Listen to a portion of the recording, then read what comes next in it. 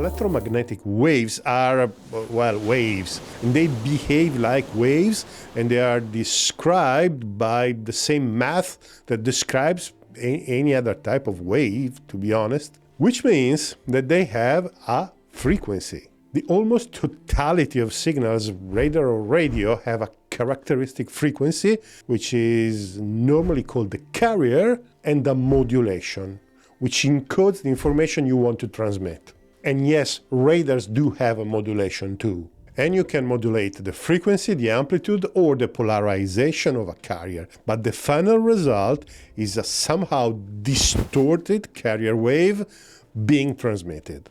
And in that wave, there is the information that you want to transmit. The receiver will demodulate the transmission and it will extract the information. In practice, the receiver needs to know what the carrier signal is and subtract it from the received signal to obtain the modulation back and subsequently use the modulation to extract the information that was encoded.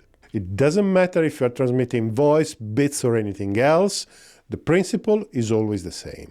Is it clear so far? Well, let me know in the comments below. So this is if you watch the electromagnetic radiation from the point of view of time, as if you sat down and watched the electromagnetic wave go by. But there's another point of view which is more important for us.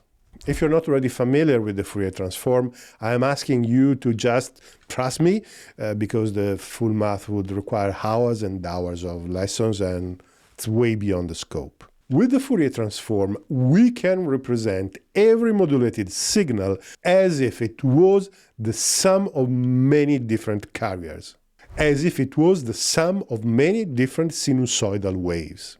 That is, the elementary components of each modulated signal are individual signals with slightly different frequencies from the carrier. If we represent the signal in the frequency domain, we don't see a single frequency, we see a bunch of frequencies with different amplitudes. This is called bandwidth, and it is different for each modulation type and for each individual signal. So, if we stuff information inside a signal by modulating it, we are also adding frequencies above and below the carrier frequency. There are ways to calculate the relation between these added frequencies and the information added to the signal.